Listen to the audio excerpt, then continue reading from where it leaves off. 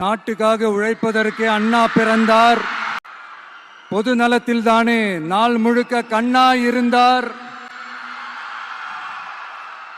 அப்படின்ட்டு எம்ஜிஆர் அவர்கள் ஒரு பாட்டு ஒன்று பாடியிருக்கிறாங்க, கேட்டிருப்பீங்க. அப்படிப்பட்ட நம்ம காஞ்சி தலைவர் அறிஞர் அண்ணா அவர்கள் பிறந்த மாவட்டம் தான் இந்த காஞ்சிபுரம் மாவட்டம்.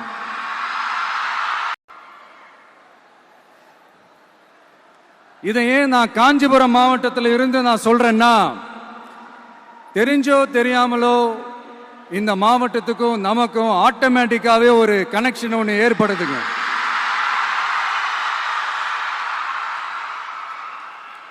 ஏன்னா நம்மளுடைய முதல் கள பயணத்தை தொடங்கினதே பரந்தூர்ல இருந்து தான். இன்னைக்கு ஒரு பெரிய மனவேதனைக்கு அப்புறம் இந்த மக்கள் சந்திப்பு நிகழ்ச்சிக்கு வந்திருக்கிறதும் அதே அண்ணா அவர்கள் பிறந்த காஞ்சிபுரம் மாவட்டம் தான். மக்களுக்கான ஆட்சியை மக்களே விரும்பி வர வைக்கத்தானே செய்வாங்க. அப்படி மக்களால் அமைக்கப்பட போற நம்ம ஆட்சியில நம்ம என்ன செய்ய போறோம்ன்றது அதுக்கான அந்த தேர்தல் அறிக்கையில அதுக்கான விளக்கத்தை டெஃபினட்டா கொடுப்போம்.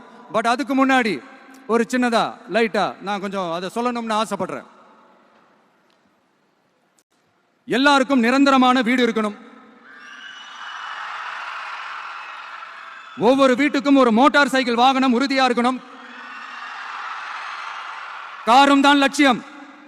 அதுக்கான வசதி வாய்ப்பை உருவாக்குற அளவுக்கு பொருளாதார வளர்ச்சிக்கு வழியை உண்டாக்கணும்.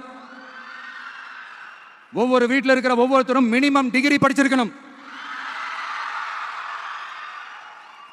ஒவ்வொரு வீட்டிலையும் குறைந்தபட்சம் ஒருத்தருக்கு நிரந்தர வருமானம் கிடைக்கணும். அதுக்கான வேலை வாய்ப்பை உருவாக்கணும். அதுக்கு தகுந்த மாதிரி கல்வியில பாடத்திட்டத்தில் சீர்திருத்தம் செய்யணும்.